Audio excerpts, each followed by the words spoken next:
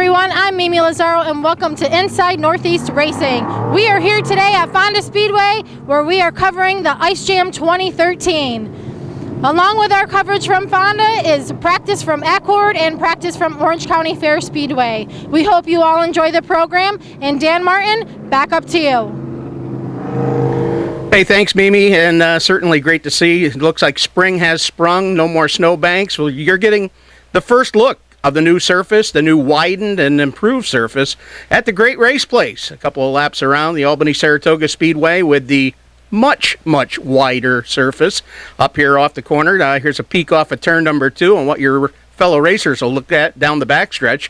Down into turn 3, and you see the inner apron dives a lot lower as well. So looks like some great racing all ready to go here at the Great Race Place. But this week, it was all about the Fonda Speedway. And there you see the man, Dave Lape, entering his 50th season of racing. Of course, Dave Lape, the seasoned veteran, and hey, here's another guy celebrating 50 years. Wow, 50 years. Marty, think about that, won't you? They were out in force, guys working on brand new race cars, guys taking brand new paint jobs. There, of course, a tribute paint job that Keith Flack showing from his late brother, JC. Here's Mark Kozlowski, the Morris Auto Group number 3 car. It's getting ready to go. Tyler Dipple made a trip up to the Track of Champions. Of course, the Morris Ford folks are behind us, and we are very thankful for those folks coming along. But we had a little bit of everything last Saturday out at the Track of Champions, and here, the Pro Stock Dash. Pete Broderson, the defending champion, putting together a Pro Stock Dash, had some sponsors together, found himself starting third on the field, coming down to the green as it was Jeff McPhail and Gus Holner bringing him down to the green as they worked their way down off at turn number 2 here on the first go-round. Holner will send it in up on the outside while they race 3 wide back there for the third spot. Door to door to door and a little bit of contact to come around and put our first lap of Pro Stock competition under the season, and they were 3 wide when they made their way down towards turn 1. Up on the front, it was Ivan Jocelyn as he works off at turn number 2. Keep a look back through the pack. We told you earlier, Broderson, the man that put this program together and got some sponsors.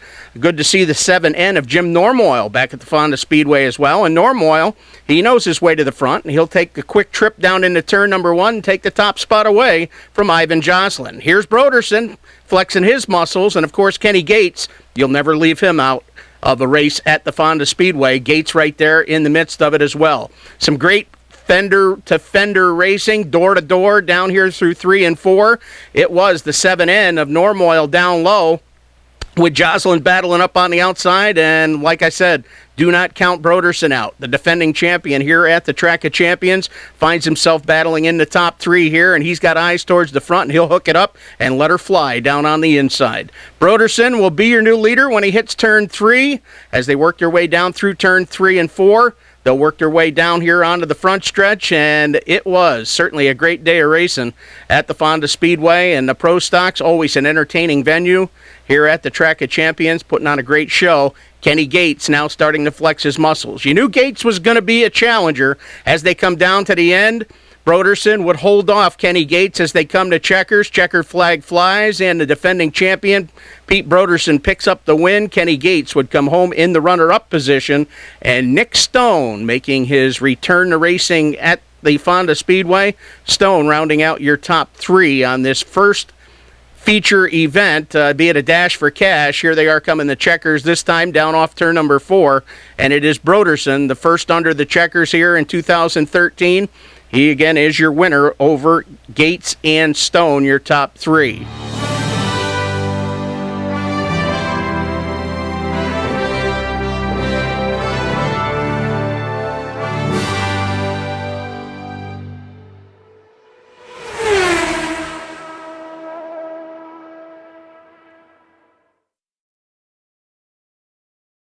And now taking a trip down to the Gary Palmer's Ulster County Bull Ring, the Accord Speedway. It certainly looks like it is in prime shape, ready to go for 2013. And what would start to the season be without some smiling faces, some shiny paint jobs?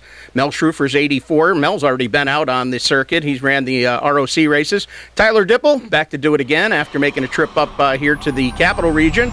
and they were out for a full practice day down at the Accord Speedway. And Accord Speedway going to open its gates this coming Friday night for their first 2013 event. Of always entertaining venue to watch down at the Accord Speedway. The 305 Sprints were on hand.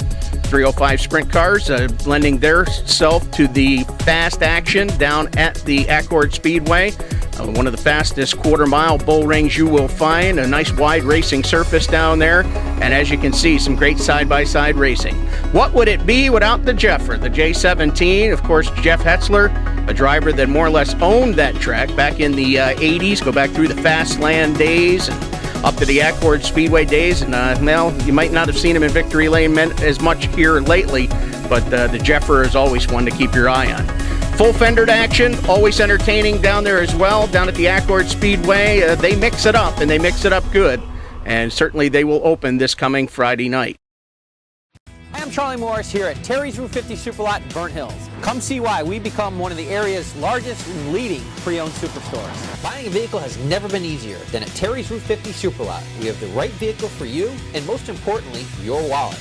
And at Terry's Route 50 Superlot, we always strive for 100% guaranteed credit approval. So in the market for a pre-owned car, truck, or SUV, stop by Terry's Route 50 Superlot today. Terry's Route 50 Superlot, Route 50, Burnt Hills. And back to the Fonda Speedway, where they ran the Ice Jam, a 40-lap special for the modifieds. Josh Hohenforce with the 6H going to lead it down to the green flag as they come down to see the initial green. Down into turn number 1 they go, with Josh showing the way. Right behind him, the defending champion at the Fonda Speedway, the number 1 of Stuart Friesen. Friesen, we know he likes to lead, and he does it and does it best. He works his way down off turn number 4 to lead the first green flag lap of the 2013 season at Fonda. Jimmy Davis in the 41, Brett Hearn in the 20 going at it side to side. Some great side-by-side racing all afternoon long. They continue to run side-by-side in the hard, slick, fast surface here on the Fonda Speedway. However, there was a wild wreck down in turn number 1 that saw the 2012 winner of this event, Mike Mahaney, and the Charlie Davis number 21 take a up and over ride down here in turn number 1. Danny Varen's 93 and Don Scarborough's number 11 Vermont also caught up in the incident. You see the damage on the 21 of Mahaney. Back to green flag racing. The number 1 of Stuart Friesen looked to have this one in the bag. However, a right rear tire goes down on Friesen's number 1 car, sending him for a quick trip to the pits, while Matty D would inherit the lead. Matt DiLorenzo, a name synonymous with fast racing on a hard, slick surface, and he showed that once again here this afternoon at the Fonda Speedway. Matt DiLorenzo in the BBL Company's number 3D, first across the checkered flag. He would be followed by Ronnie Johnson. Johnson finishing in the runner-up position, and Bobby Varen, an Invader, coming up to finish third in the 66. Snazzy new suit you got there to bring in Victory Lane. Matt, congratulations. I don't know if you saw much of Stewart. He was kind of gone, but what did you think when you saw that right rear flat there? Well, Stewart, he was fast, you know, and I think maybe he was that was a little payback for what he did to me in Charlotte. So, probably wasn't going to catch him tonight, but I got Old Faithful back here and runs real good. And many thanks to the Morris Auto Group, Morris Ford, and Terry Superlot for their support in the Northeast Racing video and the video that you're watching here today. Well, now we'll take a trip down to the hard clay, and we'll go down to track announcer Joel Mearns with a little bit of insight from the Orange County Fair Speedway from one of their champions from 2012. Well, welcome, ladies and gentlemen, to Inside Northeast Racing. Of course, I'm here with the two-time defending track champion from the Orange County Fair Speedway, the Jalopy Jet, Charlie Donald. Let's first talk about you're in the street stock division down there. Of course, used to be the pure stocks, went from amateurs to veteran. What was different in the past 2 seasons that got you back up to be a two-time champion down there at Orange County? Well, you know, we always had bad luck and stuff like that, and then it's kind of coincidental. You named me the Jalopy Jet, and then after that, things it snowballed, and it became, you know, we had that one, the last season, not this season past, the season before, where we had that close run with Emerson, and became the champion, and then this year we built a brand new car, and it was just fast out of the box, and, you know, it was great, and then, you know, so I'm hoping this season coming up, it's just as fast, and we have just a good time, and, you know, no offense against you or anybody else is in my division, but I'm going for the three-peat. Well, I'll tell you, I got to ask you, of course, Orange County has done away with the pro stock division, so that's allowing some of the guys to go ahead and move back down into the street stock ranks. Your plans towards 2013, knowing that there's going to be some guys in there to give you a run for your money. Oh, yeah, rumor has it we're going to have at least 20 cars in the division, so it's going to be a stout class. But, I'm not really overly concerned about the stout class. We've always had really good competition in the past, and I'm just hoping if my car works as well as it did, I ain't worried about it. I'm not saying we're going to be the champion, but we're going to be a contender. Now, of course, looking towards the future, any desire to possibly jump into an open wheel car? We know you've run a pro stock here and there, a couple of times. Any thoughts about possibly moving up to maybe an open wheel division? Yeah, we actually drove a Sportsman Eastern States weekend for the first time ever, and I didn't do horrible. I didn't wreck it. I didn't spin it. I brought it back in the same condition I got it, so I considered it a win, even though we didn't qualify. Well, the only reason that was the case is because you never really took it out of the pits. I was there. I saw it. Oh, so. well, yeah, stuff like that happens.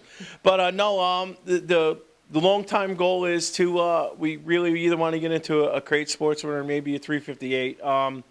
We're actually trying to work out some deals now where if the season goes well this year, that is going to be open to me for the 2014 season. Right. Now, don't take offense to it, but we all know that the Jalopy Jet persona, that kind of came from, your entire racing group. It's pretty much, it's low buck, the low buck bandits, but you're one of the low buck teams. What is the secret behind your team that makes you guys as successful as you are, considering the fact that you don't have the financial backing as some of the other, I guess you could say, bigger teams in the street stock division? Well, we don't try to reinvent the wheel, we try to keep it as simple as possible. GM and Ford and Chrysler, they've spent millions of dollars in trying to make these things turn. We just go along with what they do. We don't change nothing, and just, it's having a good engine builder and a good group of guys that know what they're doing behind the scenes to get it going. One of my friends explained it to me. A race team is like a table. If you don't have one of the things, it's like a three-legged table, and the three-legged table just doesn't work. Well, I'll tell you what, of course, looking forward to the 2013 season, looking for a three-peat, which I don't even think Al D'Antonio, who has the most championships in that division, has ever done that. So that's looking to make a little bit of history here for 2013. And, of course, we're going to see in Victory Lane here a couple of times throughout the season. But we want to thank you for being here inside Northeast Racing Videos. And that's the Jalopy Jet, Charlie Donald. I'm the Rooftop Shuffler, Little Joel Mearns.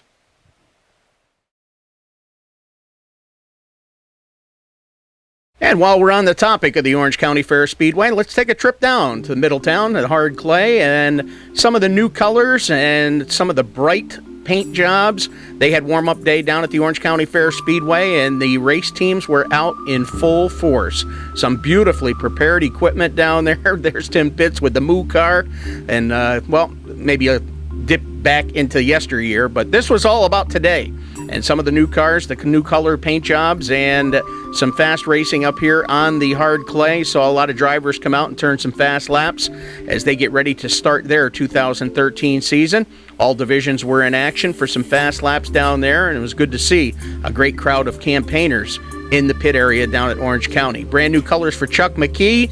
Of course, McKee will be one of the drivers that is challenging for the 2013 title. And, of course, you see full-fendered cars down there as well. It's always a great crowd of street stocks down at the Orange County Fair Speedway as they were down to have their warm-up sessions as well on the 5/8 mile hard clay of Middletown.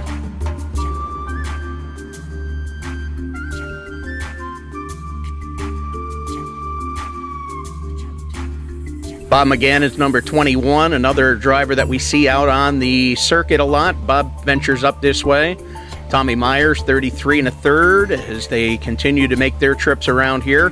Always a great time here at the Orange County Fair Speedway. New color combination, a little bit different number. One of the Grandmasters, of course, Richie Urich. And his new ride, his new combination set up there, the 14 car.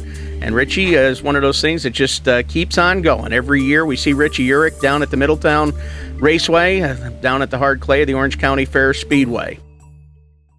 And let's take a trip back to the Fonda Speedway where the Sportsmen were in action as well. A Hurricane 100 qualifier as they came off turn number 4. Greg Pesolano was on the outside of row number 1.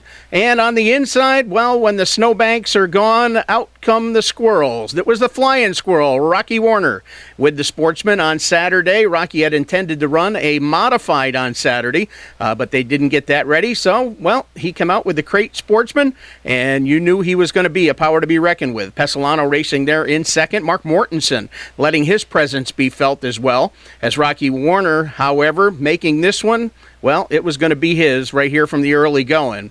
Warner leading the way here off of turn number 2. Out on a Saturday afternoon ride here at the Track of Champions. Rocky Warner with the 79. Going to bring him around to see checkers. He would be the winner of the Sportsman main event on Saturday. Rocky dives down under the checkers here. Mark Mortensen would finish in the runner-up spot, and Jeremy Pitts would come across the line in third.